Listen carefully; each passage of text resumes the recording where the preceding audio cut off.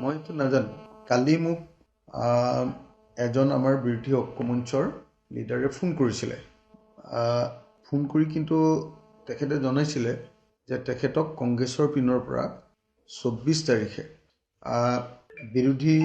দলবিলাকৰ যিটো তালিকা সমষ্টিৰ তালিকা সেইবিলাক ঘোষণা কৰিবৰ কাৰণে সময়সতীয়াভাৱে সংবাদ মাধ্যমৰ সন্মুখত ঘোষণা কৰিবৰ কাৰণে নিমন্ত্ৰণ কৰা বুলি ক'লে লগতে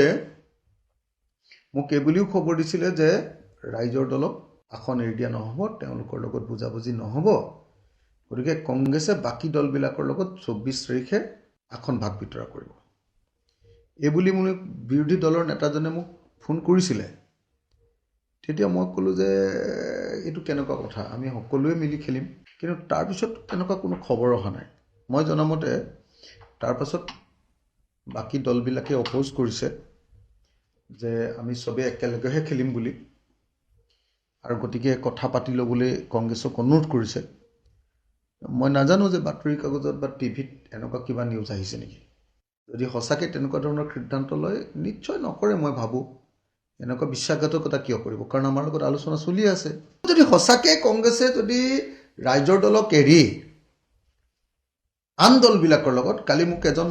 বিৰোধী নেতাই জনাইছিলে যে এনেকৈ কৰিবলৈ লৈছে কংগ্ৰেছে কিন্তু তাৰপিছততো তেওঁলোকে জনালে যে নাই আমি কোনো পধ্যে নাযাওঁ তেনেকৈ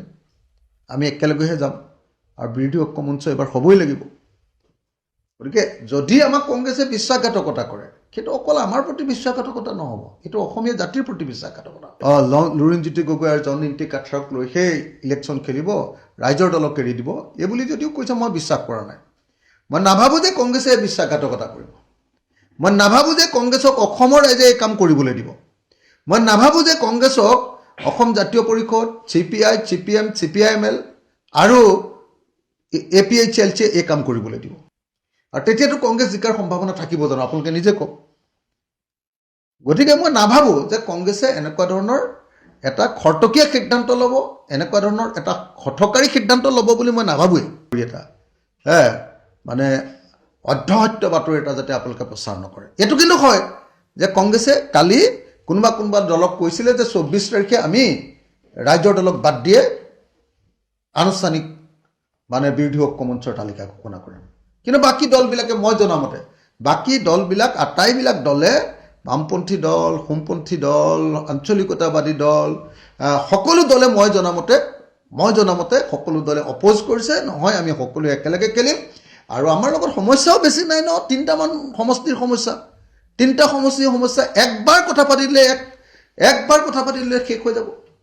গতিকে তাৰপাছত যদি কংগ্ৰেছে এনেকুৱা সিদ্ধান্ত লয় এইটোক ছুইচাইডিয়েল বুলি ক'ব লাগিব